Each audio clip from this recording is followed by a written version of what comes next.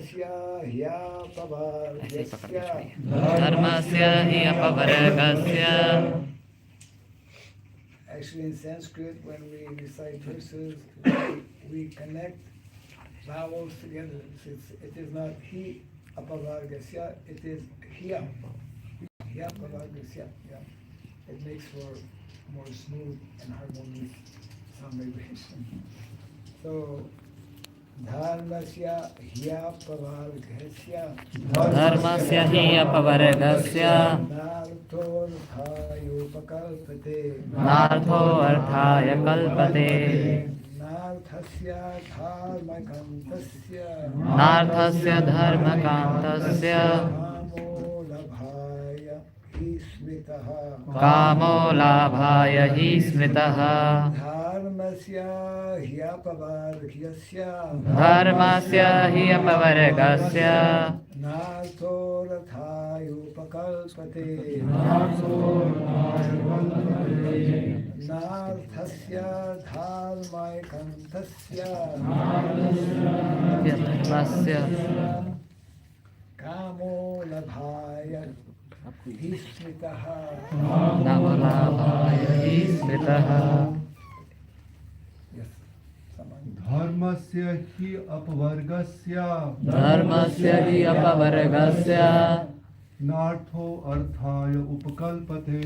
Nartho arthaya upakalpate. Narthasya dharmaikantasya. Dharmakantasya. Kamo labhaya hi smitaha. Kamo labhaya hi smitaha. Dharmasya apavargasya. Apavargasya. Nartho arthaya upakalpate. Kalpate. Narthasya dharmaikantasya. Natasya dharma ekantasya. Kamo labhaya hi smitaha. Kamo labhaya hi smitaha. Ladies. Mataji, anyone? Dharmasya pavargasya. Dharmasya apavargasya. Nartho arthaya upakalpate. Nartho arthaya upakalpate. Narthasya dharma ekantasya. Kamo labhaya hi smitaha.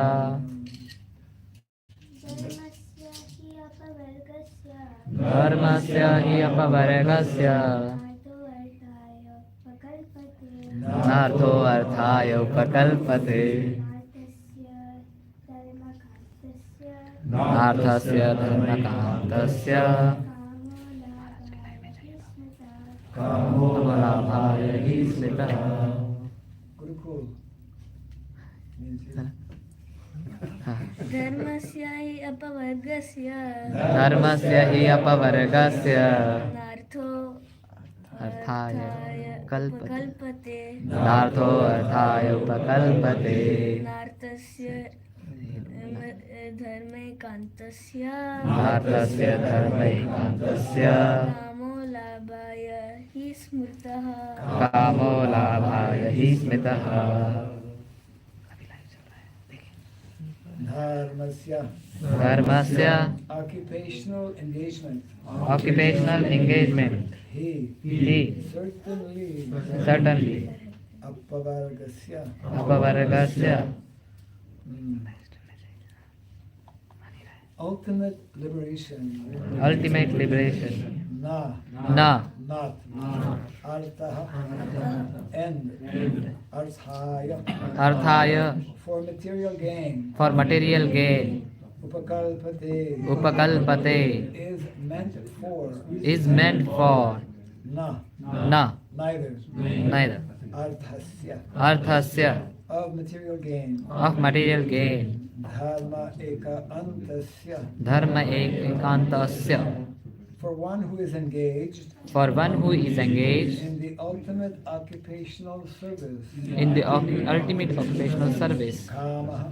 Kamaha Sense gratification. sense gratification. Labhaya. Labhaya Attainment of.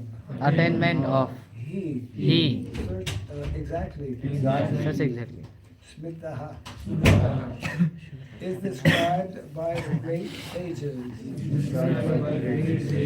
Translation purport by Divine Grace A.C. Bhakti Raghava Swami.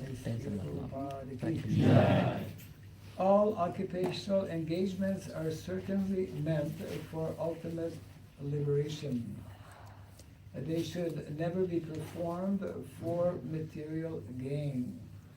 Furthermore, according to sages, one who is engaged in the ultimate occupational service should never use material gains to cultivate the sense gratification. Kindly everyone repeat after me. All occupational engagements All occupational engagements are certainly meant for ultimate liberation. ultimate liberation. They should never be performed They should never be performed for material gain. for material gain. Furthermore, according to sages, According to sages, one who is engaged one who is engaged in the ultimate occupational service in the ultimate occupational service should never use material gain is never use material gain to cultivate a sense gratification. Purport.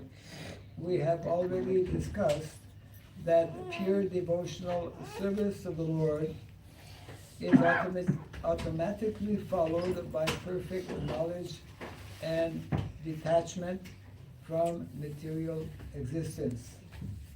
That was the previous verse.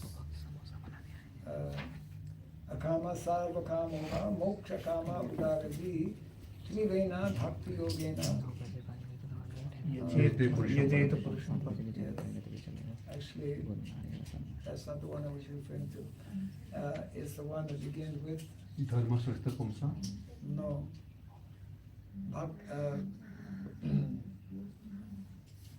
Vasudevi Bhagavati Bhakti Yoga Prayojita Janiyashva Svairavya Jnanam Chayata Hetunam. This is what Prabhupada refers to.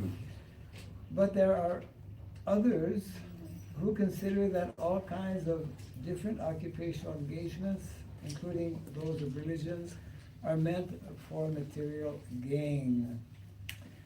The general tendency of any ordinary man in any part of the world is to gain some material profit in exchange for religious or any other occupational service. Even in the Vedic literatures, for all sorts of religious performances, an allurement of material gain is offered, and most people are attracted by such allurements or blessings of religiosity. Why are such so-called men of religion allured by material gain? Because material gain can enable one to fulfill desires, which in turn satisfy sense gratification.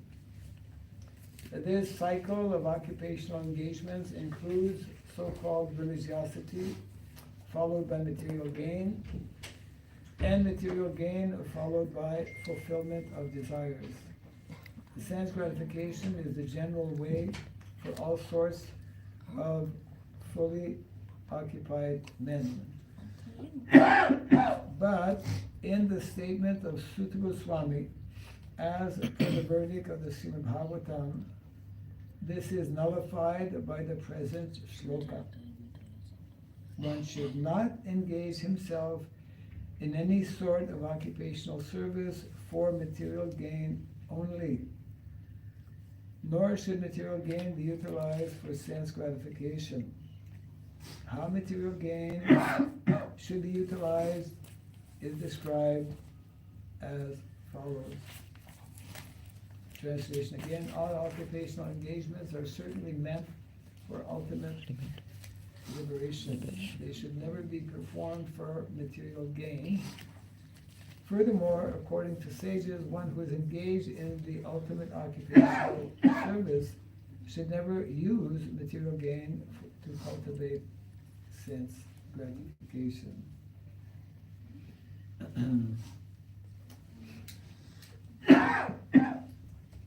One of many important verses in in the Bhagavatam, which is underlining what is meant to be central and what is meant to be the main focus for all of us, as described also in the Srimad Bhagavatam, what is meant to be the supreme occupation. Savai Pumsam Param Dharma. Bhagavatam especially focuses on the Param Dharma, but also gives guidelines for other types of dharma, which may not be the supreme dharma. Just like we have, it is often referred to, dharma, it is referred to here, dharma, artha, kama, moksha. That can be understood from a material point of view, or it can also be understood from a spiritual point of view. The verse we just quoted, Savai Pumsam Paro Dharma. So we are referring here to Param Dharma. The Param Dharma, of course, for all living entities is to engage in bhakti, devotional service. Savai Pumsam Paro Dharma. Yatho Bhakti Raghava.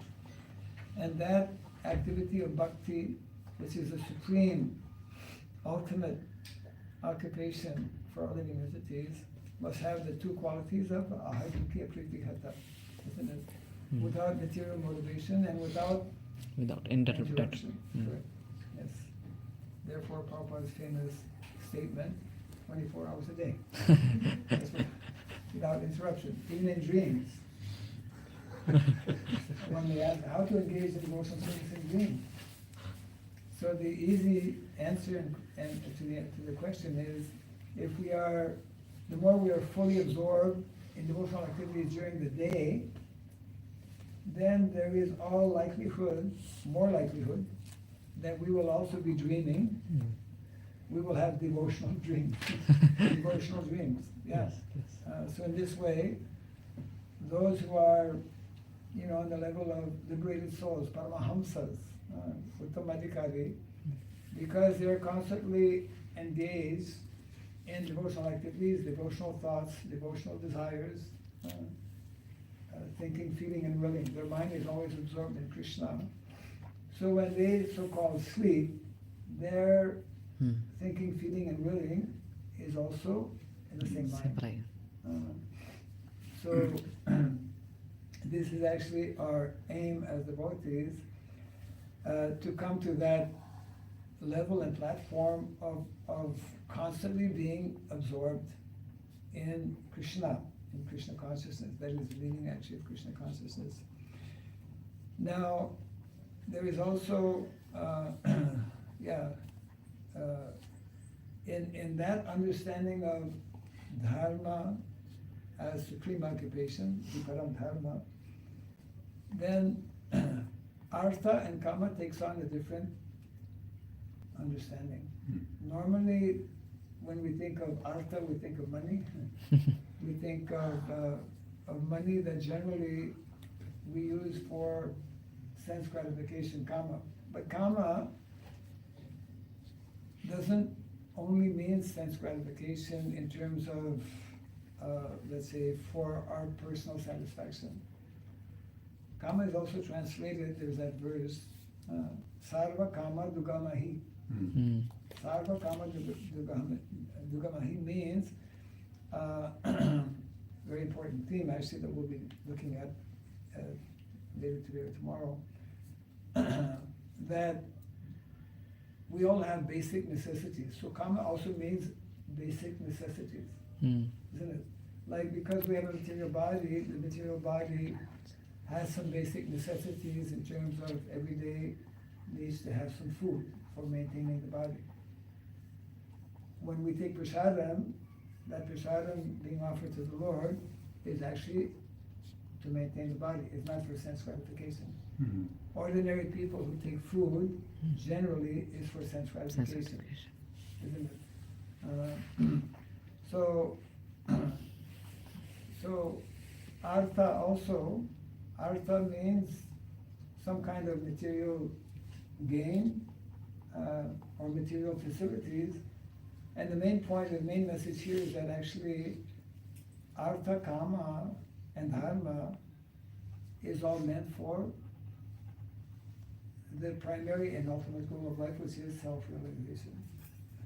Means our material activities, our material work. And that is why in the Shastra we speak about prescribed duties.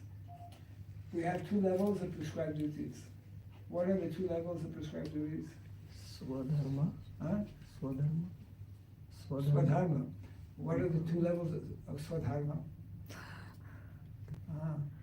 Well, what's one level of Swadharma? What does Swadharma mean? Occupation duty. No. Swadharma, original, natural. Being. What is Swadharma means what is it? What is meant to be the natural, original, Krishna. occupational duty of the living entity. Hmm. So my question is, when we are in the spiritual world, we're not in the spiritual world right now, anyway, when we are fortunate to be in the category of Nitya Siddha, Nitya Mukta. What is meaning of Nitya Siddha? Nitya Mukta? Eternally liberated. Isn't it?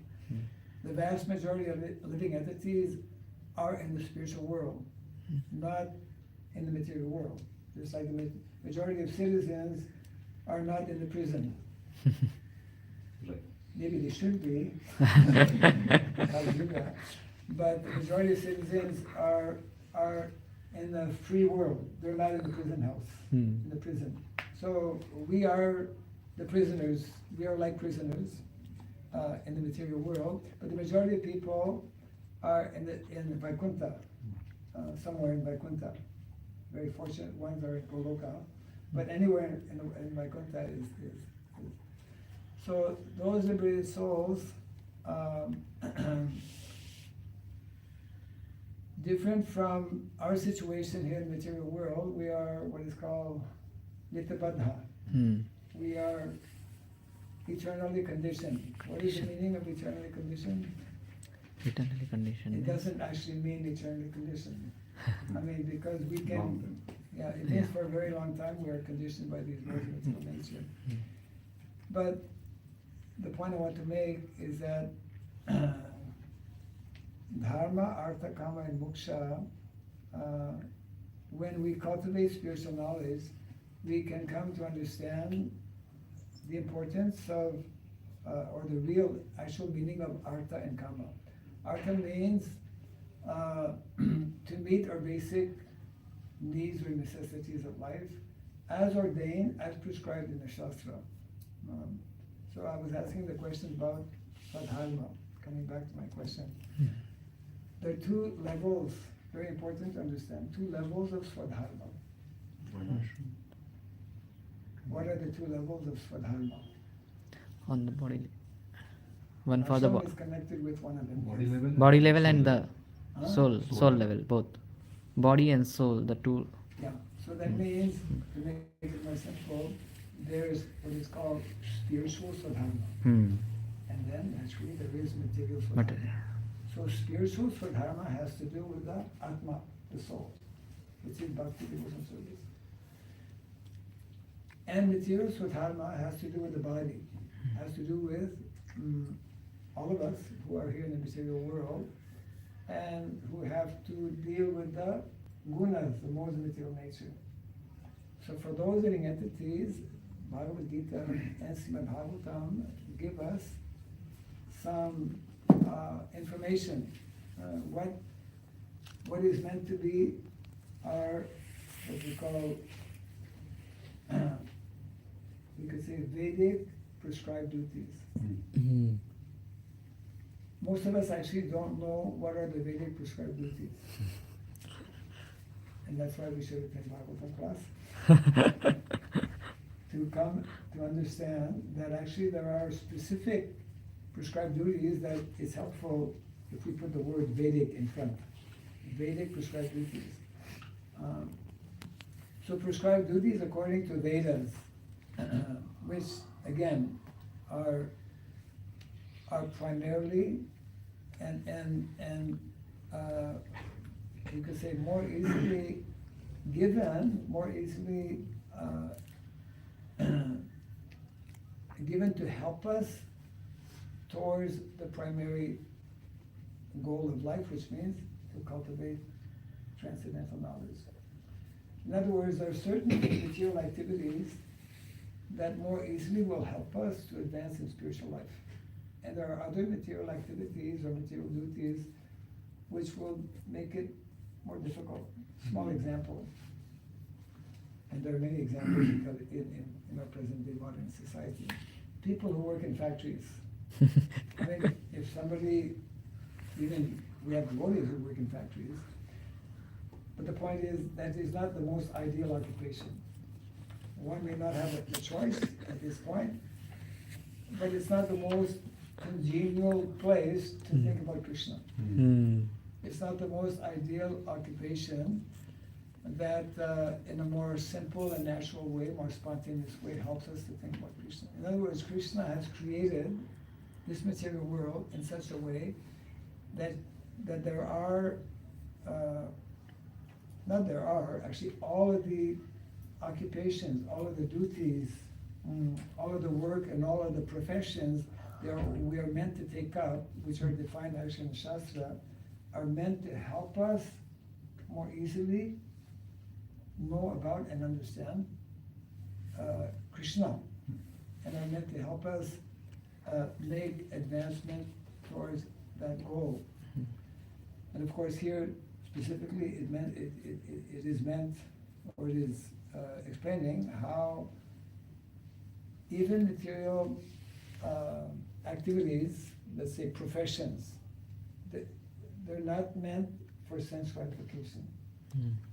Even material activities are meant to help us understand more and advance towards the ultimate goal. Hare Krishna. Sham Sundar drop mukut. Yeah. It's calling the attention of the Prabhupada. Some attention is needed on the outside. I think it's a very subtle but very important point that in modern day society is practically unknown. Our attention is drawn to the altar. Our attention is drawn to the lotus feet of Krishna. Yeah, maybe a flower or something. Maybe Turban. turban. Yeah. Okay.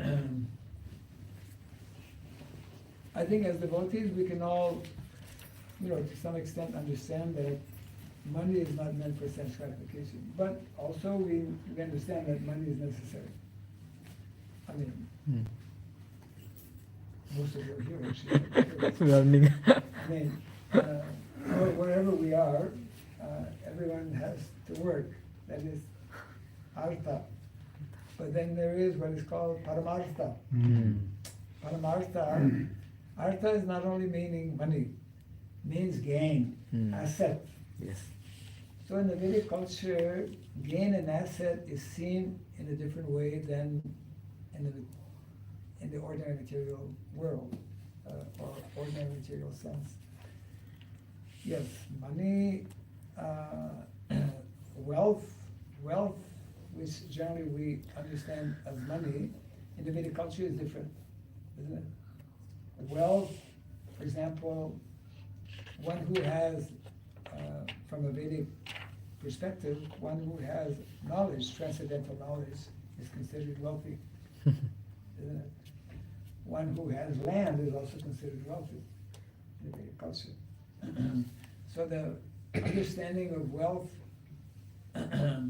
is different because the goal and the purpose of life is different.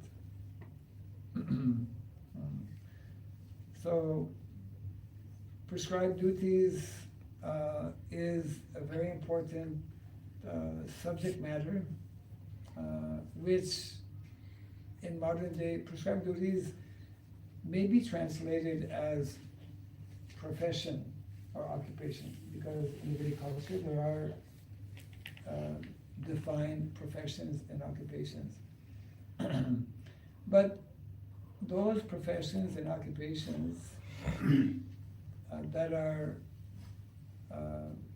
recommended in the Vedic culture are arranged in such a way that they will more easily, more naturally help us to advance spiritually.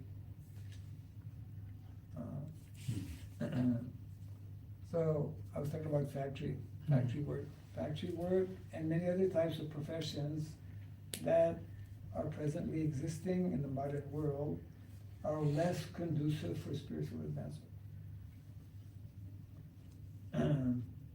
And part of what we as devotees, we as a society, part of what our founder Acharya Srila Prabhupada wanted to do, wanted to introduce, and this is a very important point, he wanted to reintroduce a culture, which we call Vedic culture, which will more easily help us to keep our primary goal and objective in life, in the forefront. Modern day society is not doing that because the primary goal and objective that is being promoted, isn't it? I mean, pretty well all the governments in the world are promoting what is called economic development, isn't it? So many different policies, so many different, but for the primary goal and purpose of creating a so-called material, comfortable, pleasant situation, falsely thinking that this will actually make us happy. Largely that is there because those who are promoting these policies are devoid of spiritual knowledge, isn't it? Are not understanding actually that the primary goal of life is to become self-realized.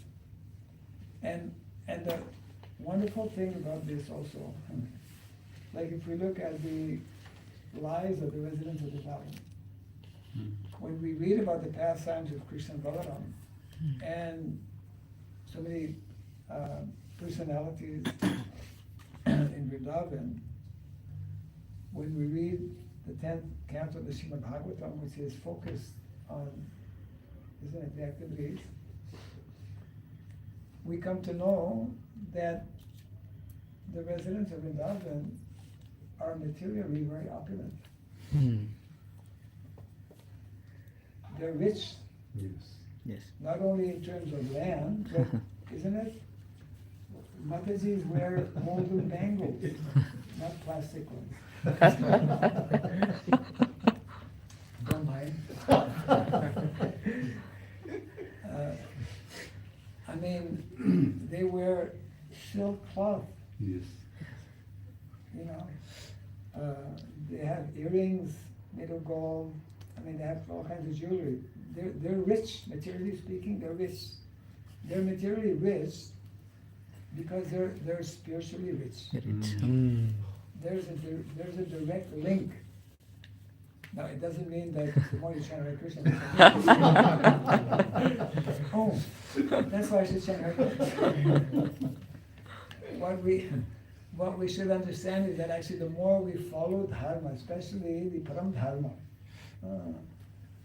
dharma has these two meanings: the spiritual swadharma, which is bhakti, and the material swadharma, which is Vedic prescribed duties.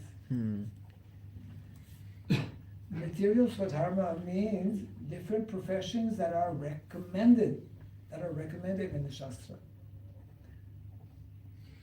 In the last 200 years, we have introduced all kinds of material swadharma, which is not actually swadharma.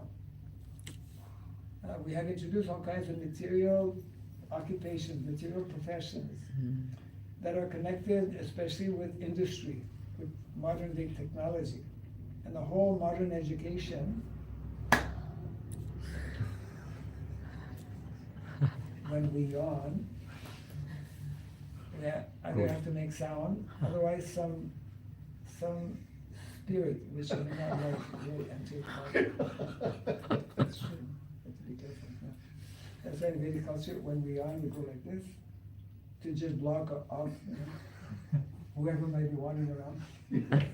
Or we make some noise, because if we make noise, they go away.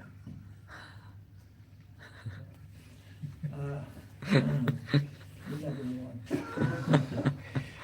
Probably. So that's why, unless we read and hear from Srimad Bhagavatam, we will not understand this. It's somewhat subtle. Of course, once we know it, it's not so subtle. It's obvious, it becomes obvious. But there's a subtle difference when we speak of dharma in terms of occupation. There's two levels of subtlety. One is the obvious subtlety, which is, of course, more obvious, between spiritual occupation and material occupation. Spiritual occupation, the spiritual swadharma means the activities of the jiva, which is primarily, the 9 activities of devotional service, Sravanam, Kirtanam, Visu, Smaranam, up until Atma-nivedanam, isn't it?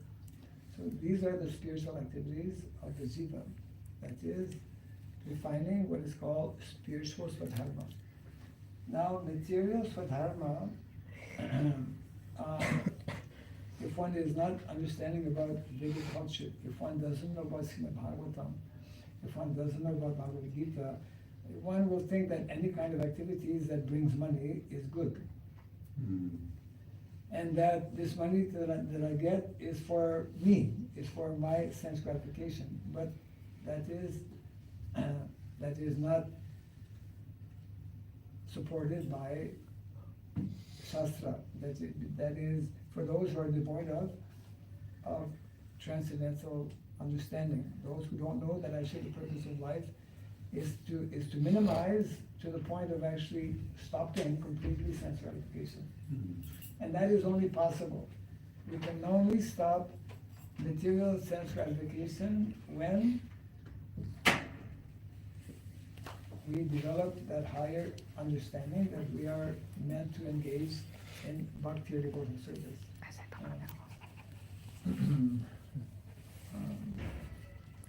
So,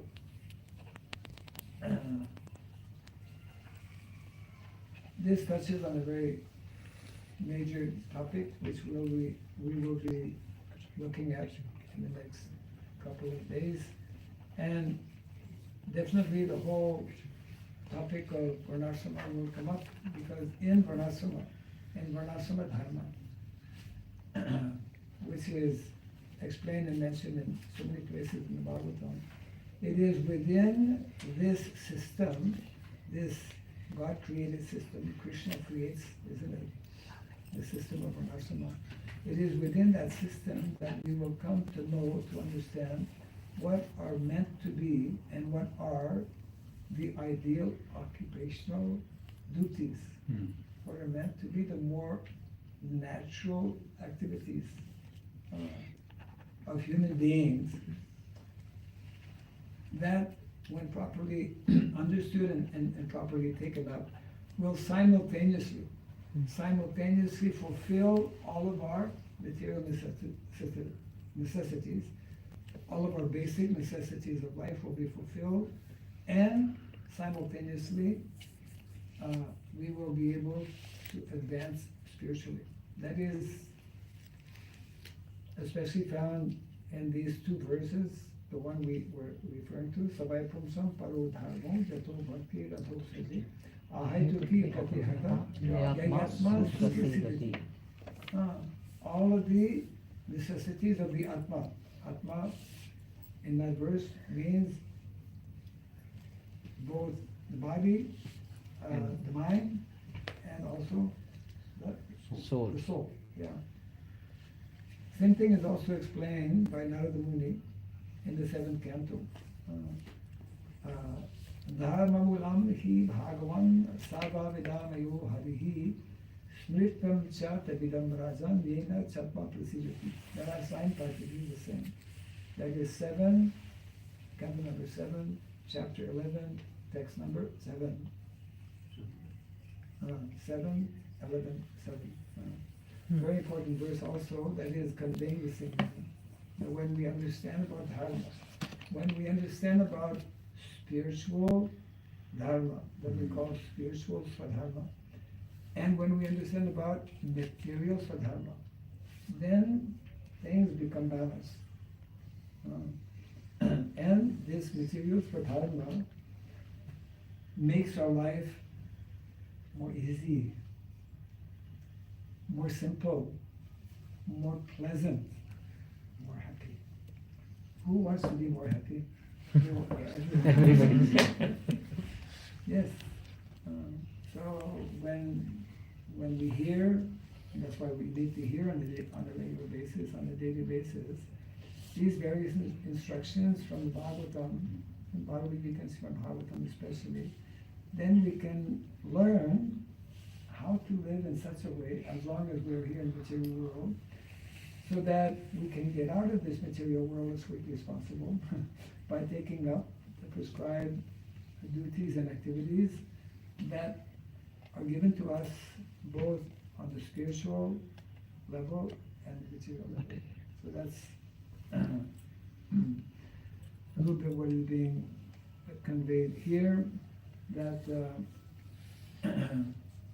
actually, why do people spend money for sense gratification? They want to be happy. Yeah. Isn't it? Yes. People want to be happy, so they do all kinds of things to satisfy their senses, etc. But the end result is that people are only temporarily happy, and they're not really happy because it's very shallow. So happiness is, Prabhupada describes that happiness is the birthright of all living entities.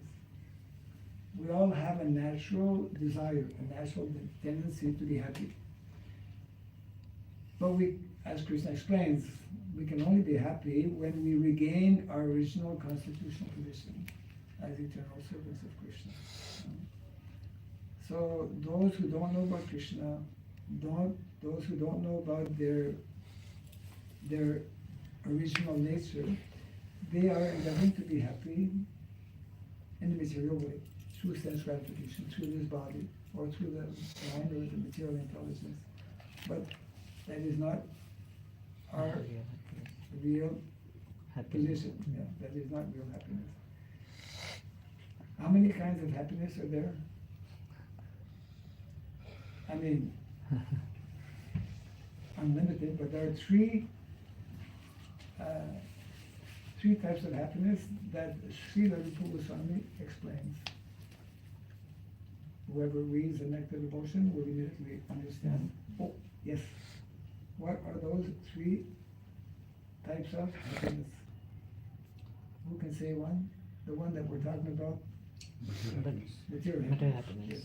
Majority of people actually only know about material happiness. Because most people don't read the Nectar Devotion. Don't even know it exists. Right. And second level of happiness, yes, it is called Brahmananda. Yes, Brahmananda. It's called spiritual happiness. And we should all know what is the third type of happiness. Yes, that is called devotional happiness. There's a difference between spiritual happiness and devotional happiness. Spiritual happiness generally, for most people, means Brahmananda. Yeah. Impersonal type of happiness means Aham Brahmasmi. But for devotees, for those who are knowing about bhakti, then higher than spiritual happiness is Prabhupada sometimes he uses the word Sevananda. Premananda means Sevananda. Means activities of bhakti devotion service. So unless and until one comes to that level of Premananda or Sevananda, one will tend to get involved with the other two lower lower levels, and most people, of course, will be on the level of material happiness. Or trying to become material happy through material sense gratification. So that's why in the Vedic culture, it is only when we develop this Sevananda, this means, through activities of bhakti, that we can give up the lower levels of happiness. That we can give up, ultimately, so-called material happiness, isn't it? And the Vedic culture, therefore, teaches us to arrange our lives in such a way that more easily, more quickly, we can attain this higher level, and therefore we often read or hear, learning to be satisfied with the minimum necessities of life. Minimum necessities of life is only possible to realize, to experience, or to live when we cultivate this higher knowledge, this higher understanding. We will give up $5 if somebody gives us $100, because the 5 is already contained in 100. So bhakti is that, of course, it's more than $100. But bhakti is what when we are fortunate to cultivate bhakti, devotional service, then the lower needs and necessities are automatically fulfilled. And also, as I was mentioning a few minutes ago, in the example of Vrindavan, the residents of Vrindavan, because they're mainly focused on spiritual development, their material needs and necessities are automatically fulfilled.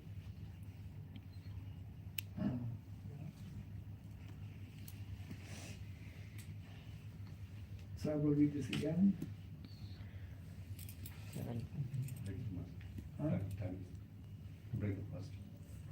If one point. I'm sorry? You get water. No, I'm just looking at the time. Well, today, no one has to rush to work, right? Yes.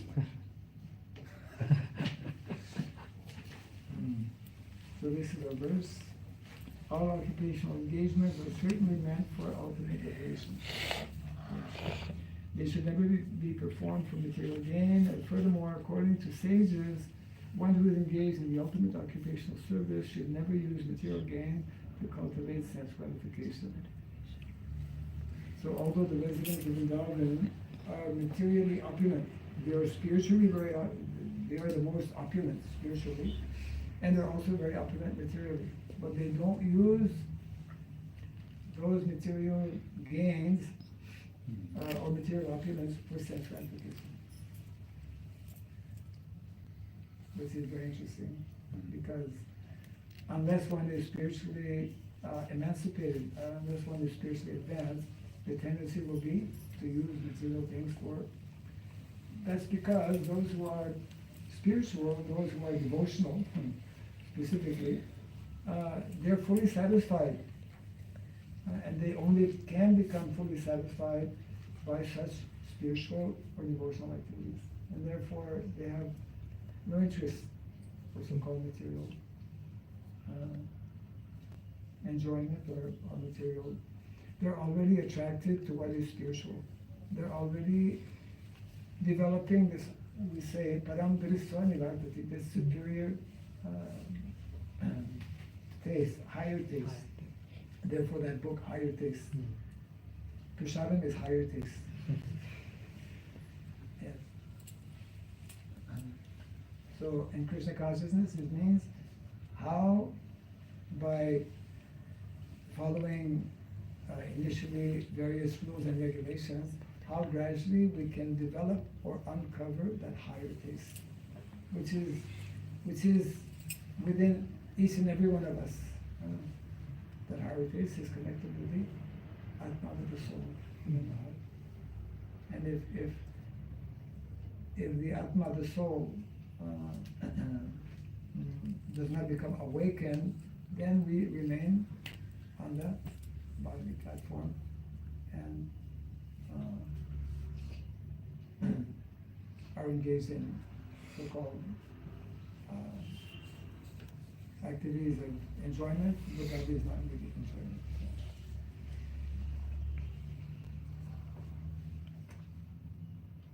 So any thoughts or comments or questions on the subject matter at hand?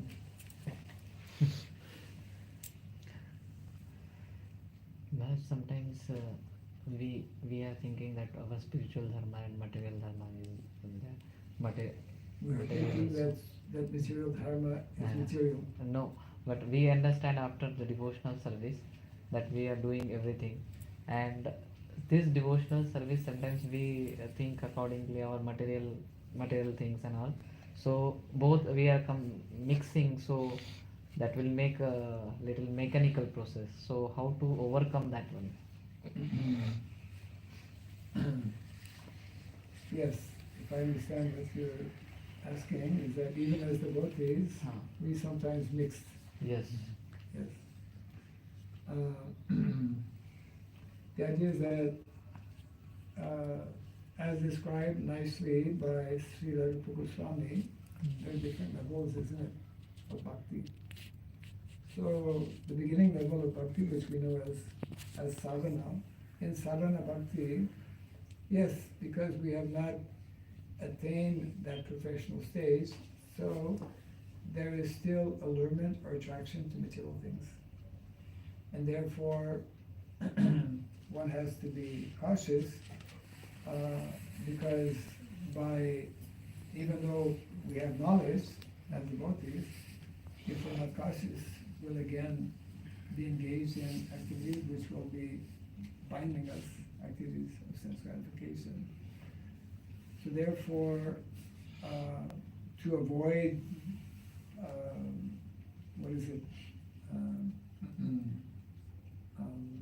what's the expression? Somebody is getting well, then he has somehow, he falls again.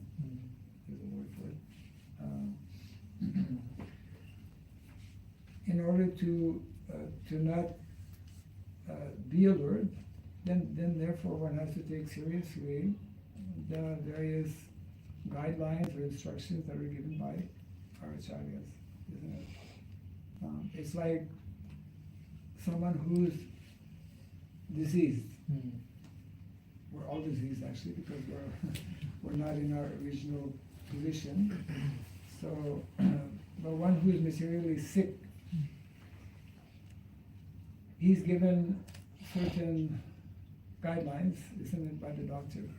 So, relapse, that's the word I was looking for. Even as devotees, we can have a relapse and come again to material activities, and even sometimes abandon for some period of time. Of course, once having taken up the process of bhakti devotional service, that will remain an eternal asset for us, but we may be, that's described actually in Bhagavatam.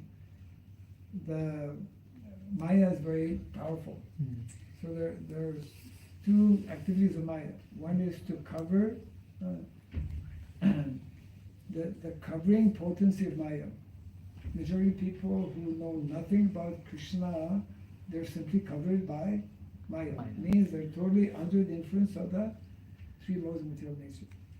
Now, those who are fortunate, all of us who are sitting in Bhagavatam, we would not be here unless we have some interest, some information. But still, for those who are practicing spiritual life devotional service, there is what is called the throwing potency of Maya. Yes. We are going around chanting nicely, but then we allow ourselves to become distracted by Maya. So Maya is testing us all the time, and until and unless we come to that fully liberated stage of Uttamadhikari, Paramahamsa, then we may be distracted. So how not to be distracted? Then we have to take the prescribed processes that are given by both Shastra and Acharya. It means we have to keep very close association with devotees. We have to be very, very regulated in our activities. We have to attend, as all of you did, Mangalarti every day. We have to take the necessary precautions so that we will not be allured by in particular, as Prabhupada would explain, we have to take the most powerful medicine, which is the chanting of the holy name, and we have to take also or follow the prescribed diet of Krishna Prasadam. So the whole, all of the instructions given by Sri Raghava Swami are to help us actually become very strong. Means we have to, as devotees, we have to at least, as quickly as possible, come to the level of nistha. Nistha means to become steady in devotional service. And steadiness in devotional service, Prabhupada explains how steadiness actually means attaining the mode of goodness. Everyone in the material world, especially in Kali Yuga, is very, very strongly influenced by the two lower modes of nature. Passion. Rajagun, Tamagun. So by knowledge, by proper association, within a relatively short period of time, we can come to the mode of goodness. Means nistha. Nistha means mode of goodness. And Prabhupada explains nistha means following very strictly the 4 rules and regulations. If we don't follow the 4 rules and regulations, we cannot come to the mode of goodness, isn't it? And from that mode of goodness, then slowly, gradually, we can make further advancement to the other levels. Of course, in the example of Bharat Maharaj, it is understood that he was already leveled, beyond Nistha, he was at the level of Bhava. Even at the level of Bhava, one may be distracted, isn't it? As he was, by being attracted to the deer, small deer, unprotected deer. So that means that we have to, the more we are serious in following what is recommended by our acharyas, what is written in the Shastra, then we will be sufficiently protected so that we will not be distracted or allured. And of course, the whole modern setup and the whole modern civilization is promoting actually all kinds of material activities of sense gratification, so we have to be extra cautious and careful. So that is up to each and every individual to become. Nobody can become serious for us. We have to learn, as Prabhupada would explain, we have to learn to fly our own airplane. Thank you, Maharaj. Thank you. Yes. Thank you, Maharaj. Yes. Yes. Maharaj, you made a very wonderful point, Maharaj, and really were very inspired, Maharaj. And whenever you come here, you get so much inspiration for this kind of lifestyle. But again, as you mentioned, we all are so conditioned actually, Maharaj. Yes, yes. In due course of time, again, we think that, okay, this is fine, and we bring up with this lifestyle. So, Yes. one point which you mentioned on the Sri Prabhupada wanted to introduce a culture which is very conducive for a spiritual life. Srila Prabhupada Wanted to introduce a culture. Yes. And so what we understand, Maharaj, we see nowadays that find the first part, which is, okay, take initiation, and wherever it's situated, you can practice devotional service. Yes. And most of us, we are believing in this, but this part where really we should have some such kind of culture or lifestyle which can be very congenial for the devotional service. We don't think much about this, Maharaj, at this point in time. Yes. Yes. That's the defect. Yes, Maharaj. So we think that, okay, wherever we are situated, okay, as you mentioned, factory work, okay, fine, whatever you do, we take initiation, we're checking out down some associations and going on, that's fine. But when we hear from such personality, then really it's appealing that no, this is what is very much needed actually. Otherwise our... So we need to, so the point you're making is that we generally, after coming in contact with Krishna consciousness, after becoming initiated. And also it's mentioned that, okay, wherever you are, chant the holy name, practice devotional service, and in this way, gradually advance in spiritual life. At the same time, there are certain verses Yes, and certain purports that, directly. that kind of like help us to go beyond, so to speak, to what we are generally kind of accepting as the norm, or the point being that actually wherever we may be as devotees, okay, very often we don't have too much of a choice in terms of where we are and what we have to do. At the same time, it's important for us to know what is meant to be the ideal. And that can only be more clearly understood when we have a more clear understanding of the mission of this movement. When we understand more clearly what was or what is Srila Prabhupada's vision for, and that of our previous acharyas, but in our case especially because Srila Prabhupada is our founder acharya, and he has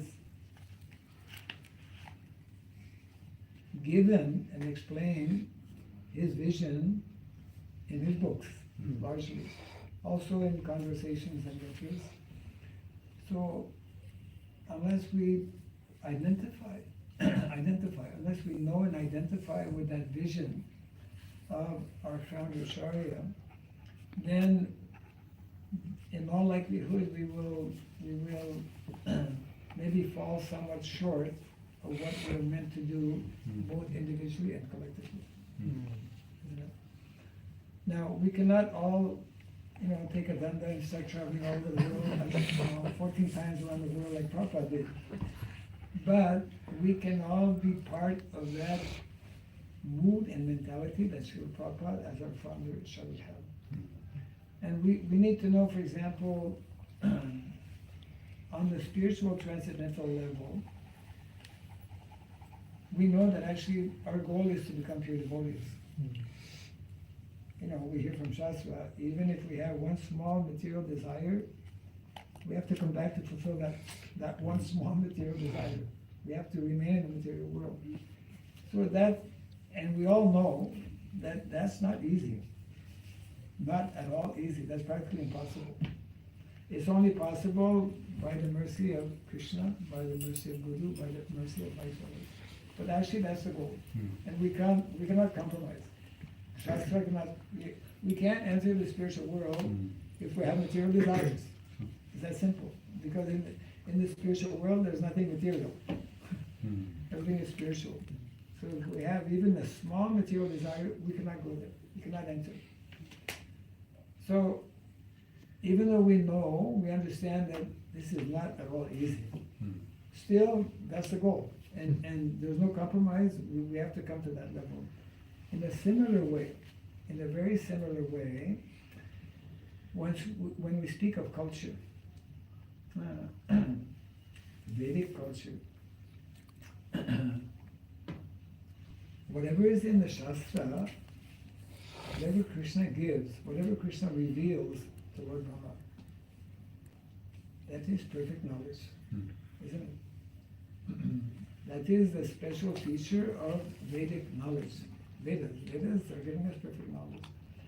So that means that Vedic knowledge is giving us a perfect culture also. Perfect culture. Vedic culture is giving us perfect occupations, perfect prescribed duties, as defined in the Shastra.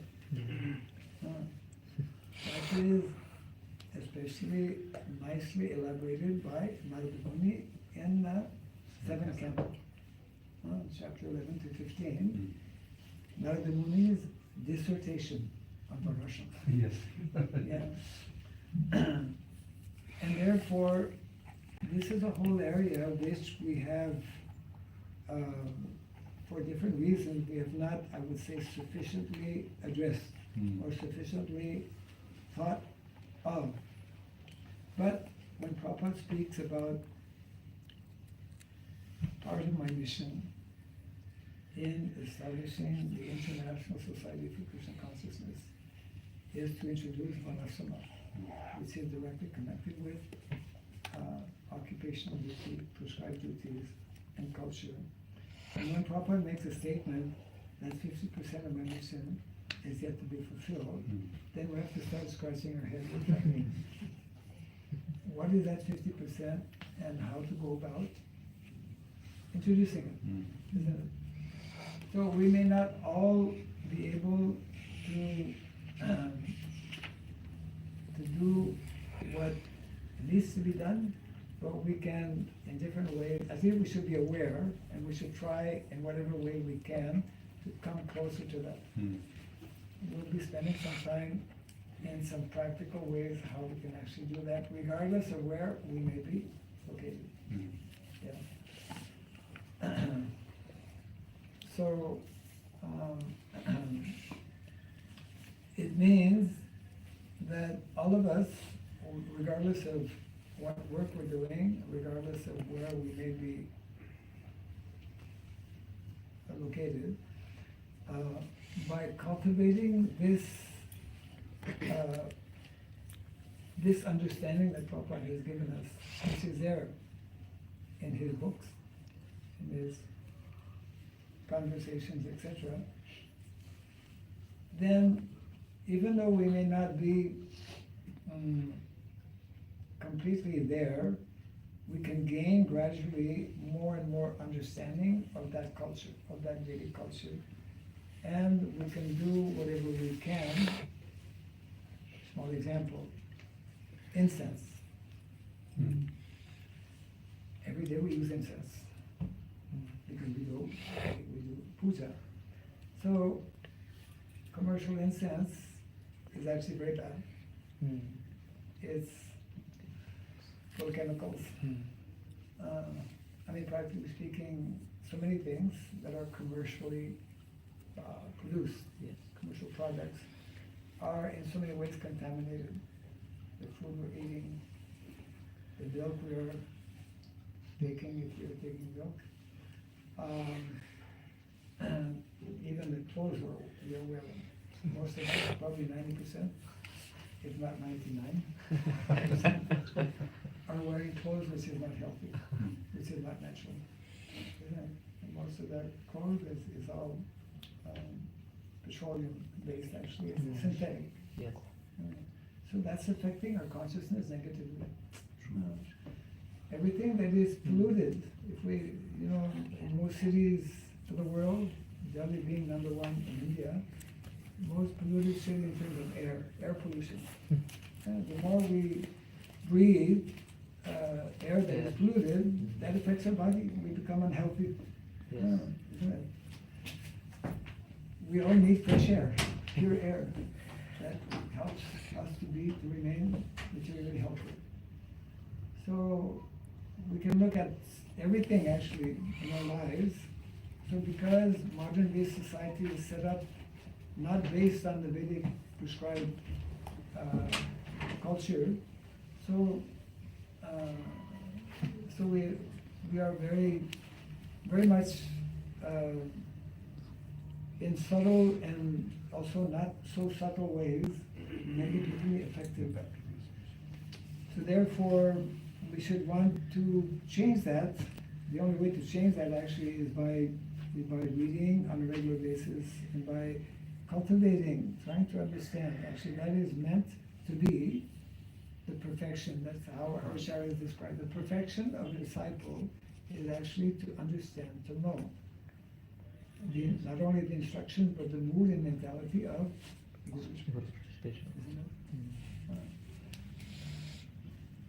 I try to make this point generally. In temples we have full-time devotees. They move in the temple, and they're following, practicing nicely. We generally understand full-time devotees as those people in the temple. But actually, all of us are meant to become full-time devotees. Full-time devotees are not only in the temple. Full-time devotees are everywhere.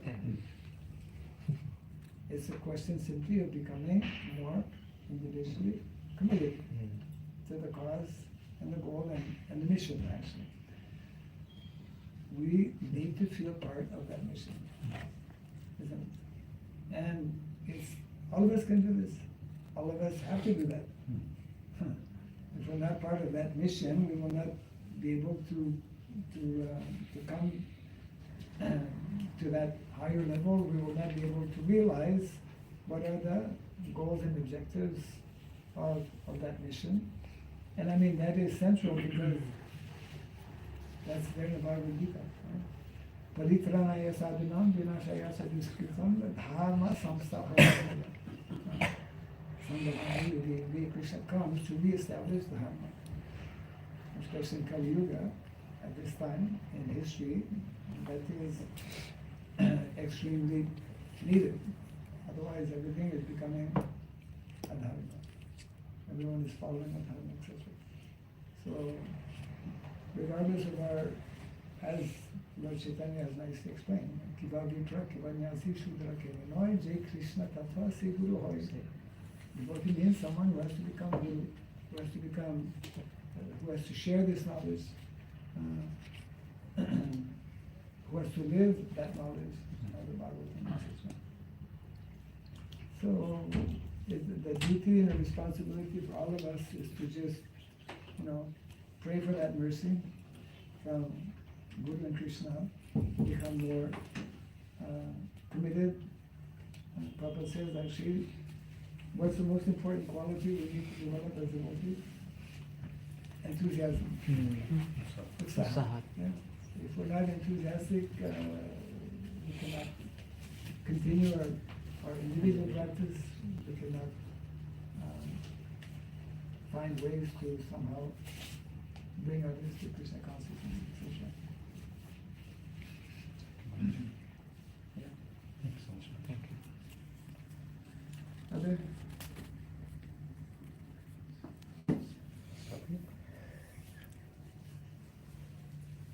So, yeah. Start with it's 9 o'clock. Huh? 9 o'clock is Prashad. 9 o'clock or 8:30? I mean, you can serve it whenever. Okay. Okay. Yeah. And then we'll leave around 11:30 for the next program. So that is program, 11:30. So we are very, very grateful to Maharaj for enlightening on this wonderful subject matter. And Maharaj,